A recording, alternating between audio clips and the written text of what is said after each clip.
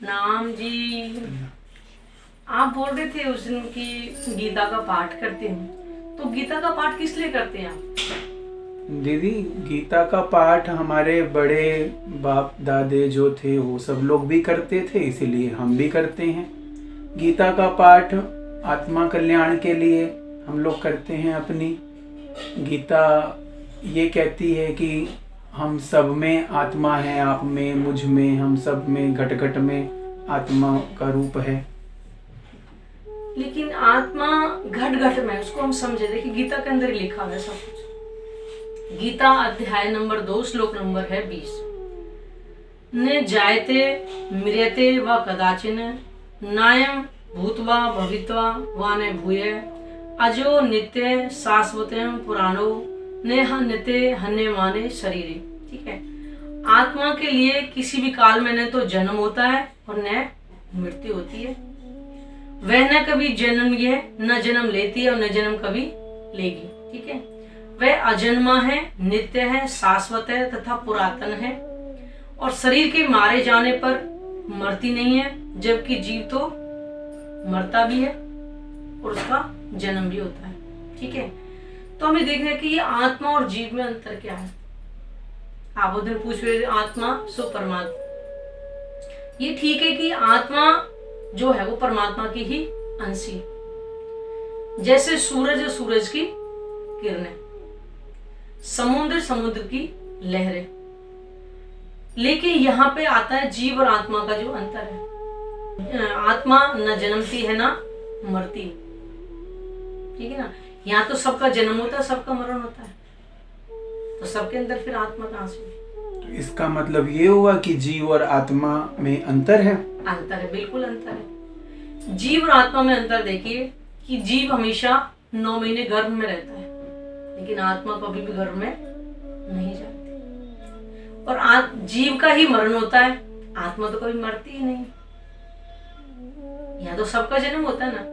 इस 14 लोक के अंदर जो भी चीज बनी है वो मिटेगी अवश्य। इसीलिए कहा है कि ब्रह्म सत्य और जगत मिथ्या। ठीक है, उसके बाद है गीता अध्याय नंबर 2 श्लोक नंबर है 21। वेदानी नाशनम नित्य एवं एन मज्यम वयम कथम स पुरुष पार्थ कैम घायती हंती कैम। जो व्यक्ति यह जानता है कि आत्मा अविनाशी है, अजन्मा है, शाश्वत है तथा अव्यय यानी कि निर्विकार है, वह भला किसी को कैसे मार सकता है या मरवा सकता है। तो अब यह अंतर देखते हैं कि यहाँ तो सब एक दूसरे को मारते हैं। ठीक है ना, अब यहाँ पे देखो जाए तो हम लोग क्या कहते हैं, घोर कलयुग चल रहा है, सब पैसे की दौड़ में लगे हुए हैं। आपने सुना भी होगा, टीवी न्यूज देखते हैं कि यूरिया से दूध बनाते हैं। अगर उस दूध को अगर हम पिएंगे तो हमारे अंदर बीमारी पैदा होगी। यानी तो यहाँ तो एक दूसरे को खाली पैसे के लालच में मारते हैं। भाई भाई का सगा नहीं है आज की, आप देख ही रहे हो कितना बुरा हाल हो रहा है। तो ये जीव करती है, ये आत्मा करती है। यहाँ तो एक दूसरे को सब मरवाने में लगे हुए। चंद पैसों में किसी झूठी गवाही दिलवा दो, उसको झूठी फांसी पे चढ़वा देते, आप देखा भी होगा। तो ये जीव करती है, ये आत्मा करती है। यानी कि आत्मा तो निर्विकार है, तीनों गुणों से परे है, इसलिए त्रिगुणातीत बोलते हैं आत्मा को। और जीव के अंदर सारे विकार होते हैं, रजोगुण तमोगुण सतोगुण, किसी के अंदर कम किसी के अंदर ज्यादा, लेकिन होते सबके अंदर है। लेकिन आत्मा के अंदर कोई भी विकार नहीं होता। तो जीवन आत्मा में तो बहुत अंतर है। ये बात तो हमने कभी सोची ही नहीं थी। ये तो कह रहे गीता में लिखा तो सब कुछ है। हम तो सिर्फ पाठ करते थे क्योंकि हमारे पिताजी दादाजी वो सब लोग पाठ करते थे, इसलिए हम भी करते हैं गीता का पाठ। यही अंतर है कि हमने जो भक्ति हमारे दादा परदादाओं ने की थी, हम भी उसी पे चले। लेकिन हम विवेक दृष्टि से देखें ना, आज गीता में लिखा क्या है। गीता पाठ करने का नहीं, गीता में लिखा क्या है वो भेद समझना है कि आत्मा परमात्मा का अंश है, बिल्कुल निर्विकार है। तो सबके अंदर विकार है। आज इस संसार में जो सब कोई आत्मा कह रहा है, सबके अंदर आत्मा नहीं है। आत्मा विरला विरला तनों पर बैठ के खेल देख रही है। वो कैसे जीव हैं जिन्होंने युगों युगों से हिमालय पर्वत की गुफाओं में साधना करी हुई है। ऐसे जीव गुणात्मा में विराजमान है। सबके अंदर आत्मा नहीं है, लेकिन हाँ, अगर हम आत्म भाव अगर लेते हैं कि मैं उस परमात्मा की आत्मा हूं, अगर उस भाव से हम भक्ति करते हैं, जिसको हम प्रेम लक्षण भक्ति बोलते हैं, तो हमारे जीव के जो विकार है वो समाप्त हो जाएंगे। और धीरे धीरे कर करके वो जो हमारे अंदर जो जीव है वो अपने आप को आत्म भाव में ले आएगा। तो जीव आत्मा कह सकते हैं उसको, क्योंकि वो जीव जो है निर्विकार हो जाएगा बिल्कुल। लेकिन आत्मा तो पहले से ही निर्विकार। और भी अंतर है। भागवत पुराण के अंदर 4 तरह की प्रलय का वर्णन है, ठीक है ना। तो आत्मा तो है, परमधाम चली जाएगी, लेकिन जीव कहां जाएगा वहां प्रलय के बाद में, बताइए।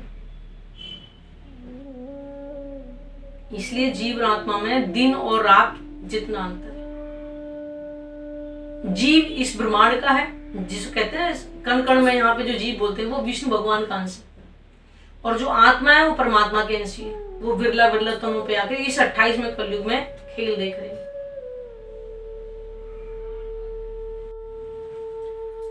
गीता अध्याय 2 श्लोक नंबर है 22।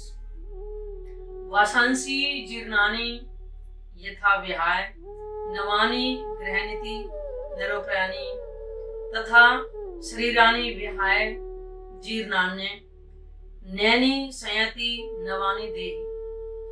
यानी कि जिस प्रकार हम नहाकर हर रोज वस्त्र बदलते हैं, उसी तरह जीव एक शरीर की आयु पूरी होने पर देह धारण करता है। हमारे शरीर की आयु कभी बाल्यावस्था होती है, कभी किशोर होती है, और कभी बुढ़ापा होता है। ये इस शरीर की बात है। और गीता के अंदर ही इस श्लोक के बारे में लिखा हुआ है कि इस श्लोक में 2 पक्षी का उदाहरण देकर है कि एक वृक्ष है, उसमें 2 पक्षी बैठे हैं। एक पक्षी है कि जो फल को खा रहा है, और एक है जो केवल देख रहा है। यानी कि जो फल को जो खा रहा है वो है जीव, और जो देख रहा है दृष्टा होकर के वो है आत्मा। हमेशा जो जीव है वो रसों को भोग करता है, लेकिन आत्मा कभी भी विषयों का भोग नहीं करती है। यह है जीव और आत्मा का। जैसे भीष्म पितामह को तो सारा संसार ही जानता है। जब महाभारत हुआ था तो अर्जुन ने उनको बाण मारे थे, सबने देखा है महाभारत को। तो जब से जो बाणों की सैया पर जब लेटे हुए भीष्म पितामह, तो उन्होंने बोला, कृष्ण जी से पूछा था कि माधव मुझे बताओ कि ये मुझे किस कर्म का फल भोगना पड़ रहा है, मैंने तो कुछ ऐसा किया ही नहीं है। तब उन्होंने कहा कि आप 101 जन्म बाद पीछे जाइए, यानी कि आपने एक मरे हुए सांप को जो है ऐसे कांटों की झाड़ियों में डाल दिया था, उसका फल आपको उसमें भोगना पड़ रहा है जन्म के। इसलिए आपको इस बाणों की सैया पे लेटना पड़ेगा। तो ये जो कर्म फल जो भोगता है वो हमेशा जीव करता है, आत्मा नहीं करता। इसलिए कहते हैं कि अच्छा कर्म करेंगे तो अच्छा फल मिलेगा, बुरा करेंगे तो ये जीव के कर्म, आत्मा का नहीं। आत्मा तो विकारों से रहित है, वो तो त्रिगुणातीत है, तीनों गुणों से परे।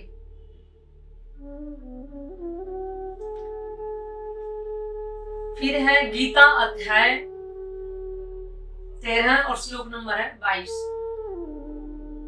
पुरुष प्रकृतिस्थो ही भोक्ते प्रकृति जान गुणान कारणम गुण संयोगस्य सद सदो निजन मनसु। यानी कि जीव प्रकृति के तीनों गुणों का भोग करता है, ठीक है, और प्रकृति में ही जीवन वो अपना बिताता है। यह उसके साथ प्रकृति के साथ संगति के कारण होता है, और इस तरह से उत्तम तथा अधम योनियां मिलती हैं। ये भी गीता के अंदर ही लिखा हुआ है सारा। यानी कि तीनों गुण, रजोगुण, तमोगुण और सतोगुण, तीनों गुण उसके अंदर होते हैं, जीव के अंदर, आत्मा के अंदर नहीं होते। और रजोगुण, तमोगुण, सतोगुण केवल जीव के अंदर ही होते हैं और इस प्रकार से उसे कर्मों के अनुसार योनियां मिलती हैं। गीता में लिखा है कि भौतिक इच्छा के कारण कभी देवता के रूप में, तो कभी मनुष्य के रूप में, कभी पशु, कभी पक्षी, कीड़े, जल जंतु, कभी सत्पुरुष, तो कभी खटमल के रूप में जन्म मिलता है। बताइए, ये जीव के। और जो आत्मा और परमात्मा का अंश है वो तो गर्भ में जाती है, वो तो हमेशा मनुष्य तन के ऊपर भी बैठ कर की लीला देखती। और आत्मा और परमात्मा का, जैसे सूरज और सूरज की किरणें वो कभी अलग हो ही नहीं सकती, ऐसे ही आत्मा परमात्मा से कभी अलग हो ही नहीं सकती। समुद्र समुद्र की लहरें वो कभी एक दूसरे से अलग नहीं हो सकते, ऐसे ही आत्मा परमात्मा परमधाम के अंदर कभी अलग हो ही नहीं सकते। यहाँ पे जो आई है वो आत्मा की सुरता आई है, आत्मा के तन नहीं आ सकते संसार में। परमात्मा का तन भी अखंड है तो आत्माओं का तन भी अखंड है। जब तक कहते हैं कि ब्रह्म सत्य और जगत मिथ्या, यानी कि मिटने वाला संसार। आत्मा और जीव में इतना अंतर है। और गीता अध्याय 15 श्लोक नंबर 6, परमधाम में न चांद न सूर्य से प्रकाशित होता है। ये वाले चांद सूर्य से प्रकाश नहीं होता, और न वहां अग्नि जलती है। जो लोग वहां पहुंच जाते हैं वे इस भौतिक जगत में लौटकर वापस नहीं आते हैं। और ये कब होता है? जब हम आत्म भाव लेंगे कि वो परमात्मा की आत्मा। जब मैं आत्म भावूंगी तो मेरे अंदर कोई विकार नहीं रहेगा। मेरे का मतलब है सबके लिए है। जब हम परमात्मा की भक्ति करेंगे आत्म भाव लेके, तो इस संसार के कोई विकार नहीं है। तभी तो कहेंगे काम, क्रोध, मोह, लोभ, अहंकार ये जीव के विकार। और ये आत्मिक भक्ति जब हम करेंगे तब विकार अपने आप धीरे धीरे धीरे धीरे परमात्मा को अंदर बसाते जाएंगे, तो हमारे जीव के जो कर्म है वो करते चले जाएंगे। जीव की निर्विकार हो जाएगा जीव। और जब ये करते करते हमारे अंदर सिर्फ एक परमात्मा की इच्छा रह जाएगी, तब हमारा ये जो जीव है यही अपने आप को आत्म स्वरूप मानेगा